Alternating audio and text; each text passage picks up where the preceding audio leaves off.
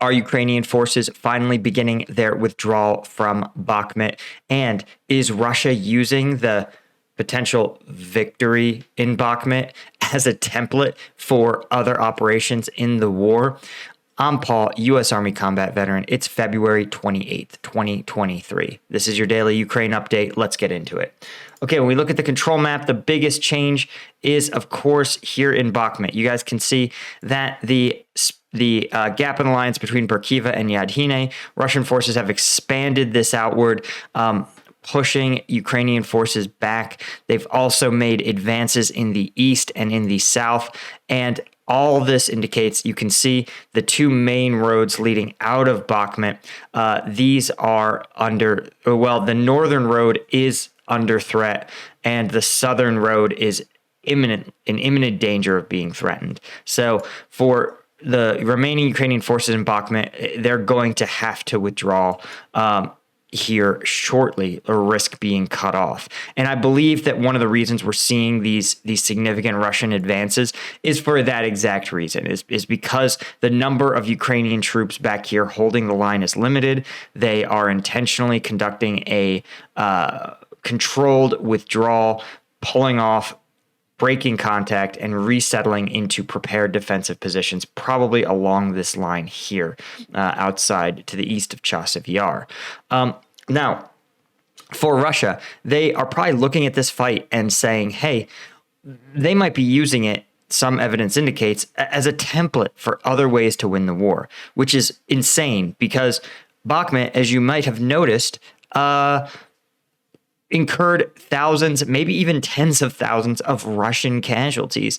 It was a Pyrrhic victory, probably on par with any other victory in history. It's hard to understate just how attritional this fight has been for Russian forces. And yet they seem to be taking this playbook here and expanding it outward. When we look at the tactical map, you can see Russian forces really committed to Bakhmut in the last 48 hours, launching dozens of attacks from the north. It looks like around half a dozen attacks from the north.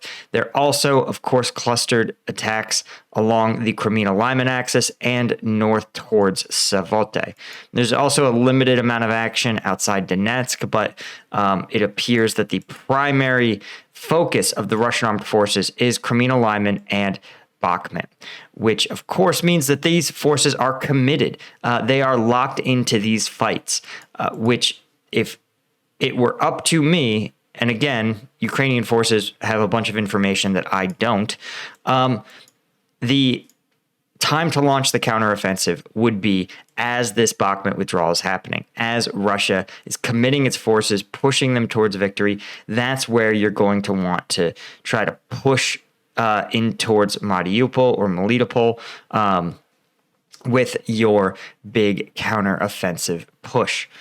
That's my opinion. I know they keep saying they want to wait for more time to finish more training, to get more stuff on the battlefield. But the truth is, offensives, you'll never be ready. You'll never be as prepared as you want to be, right? If you wait until you're fully prepared, it will literally never happen. There will always be an issue to resolve to get things perfect. And you can't wait for the perfect offensive. You need to wait for the right time and then you commit. Because here's the thing, if you can break Russian lines and you can start that maneuver warfare, if you buy yourself a couple weeks, you can get those Brads, you can get those Leopards onto the battlefield. And when Ukraine is publicly, you might remember last time, Ukraine was publicly talking about the coming Kherson offensive and how they had been talking about Kherson for literally weeks. And then when it finally happened, first off, amid no fanfare, they launched a decisive attack in the north, in Kharkiv. So when they say, oh, we're going to be ready in spring, take it with a grain of salt. And you should take it with a grain of salt when they say they're going to be trying to split this part of the Zaporizhzhia, right? Split the Russian control. I understand geopolitically it's probably the right call, but that doesn't mean they'll do it. It also doesn't mean they won't. They've fooled the Russians once, so maybe not bluffing is actually the better call. But what is Russia doing with this new information? Well, a reportedly captured Russian military manual suggests that Russian forces have created a new assault tactic to compensate for combat power limitations and the failure of their previous organization called the Tactical Battle Group. So a Ukrainian reserve officer posted a manual that describes the assault detachment, a battalion-sized element optimized for frontal assaults on fortified areas. It fields 6 T-72s, 12 IFVs, some rocket launchers, anti-tank guided missile systems, towed artillery, and self-propelled mortars. I've literally have no idea what a self-propelled mortar is. The detachment, right, is 3 assault companies and a tank section. Assault companies have a command element, 2 assault platoons of only 12 to 15 people. They say that's far below platoon strength, but it's normal for like an armor platoon or a cav platoon, a UAV, an armored fighting vehicle, fire support platoon. This is a lot. A reserve section, medevac section, and 1 tank and 4 BMP or BMD-2 IFVs with anti-tank launchers. This seems to suggest, as they point out, that Russia, one, is trying to create smaller, more agile military formations, right? That the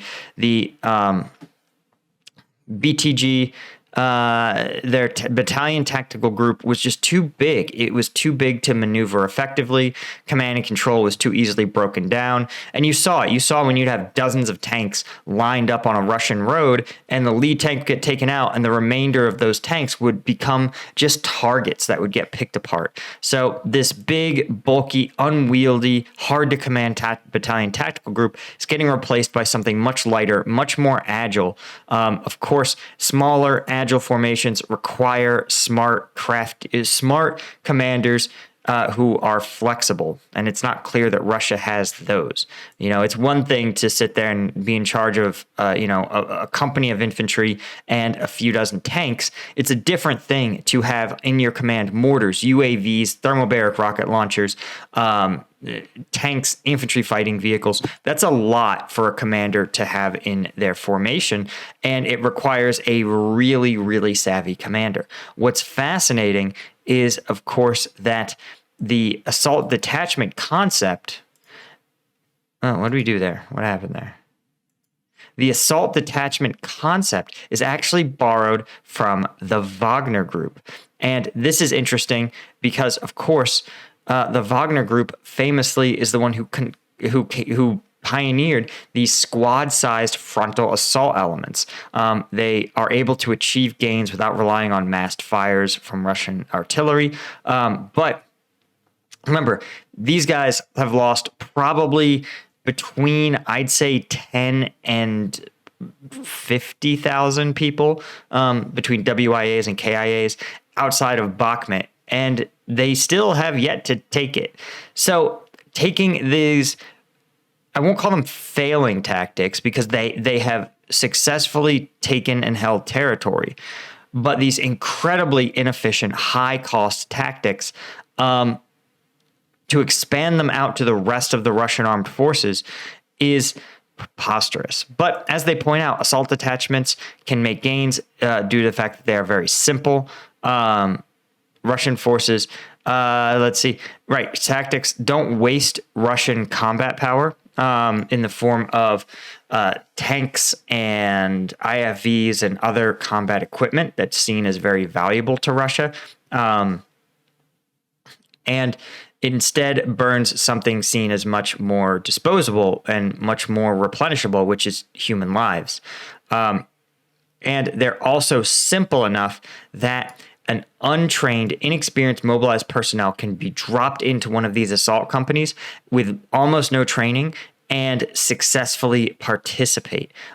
This is, of course, no accident, right? You can tell, you can be almost certain that the tank crews and mortar teams, they're going to be treated with a much more as the more valuable soldiers than these assault companies that are simply trained only how to like operate a weapon and advance on with the most simple tactics, i.e. a frontal assault.